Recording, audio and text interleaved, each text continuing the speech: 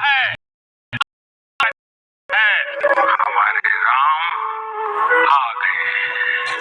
ये मंदिर वही बना है जहाँ बनाने का संकल्प लिया था। राम भारत की प्रतिष्ठा है, राम भारत का प्रताप है। हमारे प्रभु राम आ गए। राम प्रभा है, राम प्रभाव है, राम नीति भी है, राम नीति भी है। दोस्तों कहते हैं मरने से कुछ वक्त पहले इंसान की आंखों के सामने से उसकी सारी जिंदगी गुजर। ये कहने में कोई हर्ज नहीं है कि आप और हम जब भी इस दुनिया से विदा लेंगे तो कल हुई प्राण प्रतिष्ठा का वो पल हमारी आंखों के सामने से जरूर गुजरे, या यूँ कहें कि मरते दम तक हमारे दिलों में वो पल जिंदा रहेगा। एक ऐसा पल जिसे देखकर शायद ही कोई भारतवासी नर हो या रहे हैं, जिसे देखकर शायद ही किसी की आंखें नम न हुई हो, और जिसका गवाह बनकर शायद ही कोई हिंदू होगा जो भावुक न हुआ। सच कहूँ तो जिस दौरान मैं ये सब बोल रहा हूँ मेरा रोना रोया कांप रहा है। मैं अब भी इस पल की डिविनिटी को, दिव्यता को महसूस कर पा रहा हूँ। मुझे अब भी यकीन नहीं हो पा रहा है कि क्या सच में रामलला अपने घर लौट आए। यकीन मानिए दोस्तों, आपको अपनी जिंदगी से कितनी भी शिकायतें, कितनी भी कंप्लेंट्स क्यों ना हो, आपको ईश्वर से शिकायत हो कि मैं गरीब घर में क्यों पैदा हो गया, आपको इस बात का भी अफसोस हो कि मैं फला जाति में क्यों जन्मा हूँ, हो सकता है आपको अपने रंग या रूप, अपने लाइफ पार्टनर से भी कितनी ही शिकायतें क्यों ना हो, मगर यकीन मानिए आपको इस बात के लिए ईश्वर का शुक्रिया अदा करना ही पड़ेगा कि आप उस दौर में जन्मे हैं जिसका इंतजार सैकड़ों सालों से किया जा रहा था। आज से 500 साल बाद जब इस बात का जिक्र होगा कि 22 जनवरी 2024 को अयोध्या में भगवान श्री राम के मंदिर की प्राण प्रतिष्ठा हुई, तो दुनिया उन लोगों से जलेगी, ईर्ष्या करेगी जो जीते जी ये सब देख पा रहे थे। विश्वास रखें दोस्तों, अपने लाइफ टाइम में, अपने जीवन काल में प्रभु श्री राम के मंदिर की प्राण प्रतिष्ठा देखना ही इतना बड़ा सौभाग्य है कि उसके सामने दुनिया की सारी दौलत, सारी शोहरत, सारी खुशियाँ, सारा पैसा कोई मायने नहीं रखता। जैसे हम उन लोगों के बारे में सोचकर एक्साइटेड हो जाते हैं जिन्होंने 15 अगस्त 1947 की पहली सुबह आज़ादी की खुशबू महसूस की। ये सोचना ही हमें रोमांचित कर देता है कि उन लोगों को कैसा महसूस हुआ होगा, क्या फीलिंग होगी उनकी।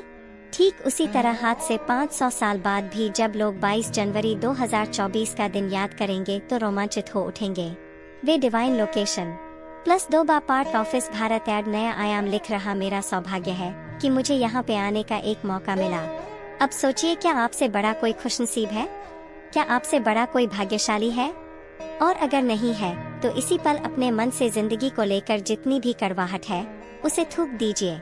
अपने जीवन को लेकर, अपनी लाइफ को लेकर, अपने भाग्य को लेकर आपको जितनी भी शिकायतें हैं उसे भूल जाइए और सिर्फ 22 जनवरी का दिन देखने के लिए खुद को सबसे स्पेशल मानिए।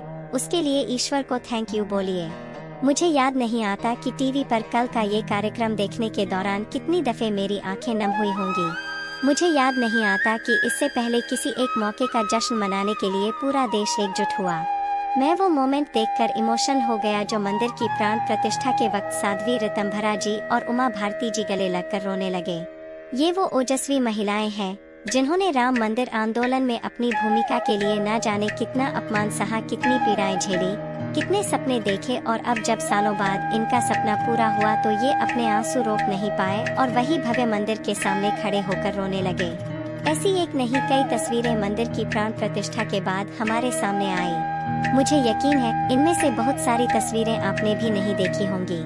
ये वो तस्वीरें हैं जो राम मंदिर को लेकर भारतीय जनता की इमोशंस को व्यक्त करती है और कई लोगों के झूठ का भंडाफोड़ करते। मगर इससे पहले कि मैं आपको तस्वीरें दिखाऊं, मैं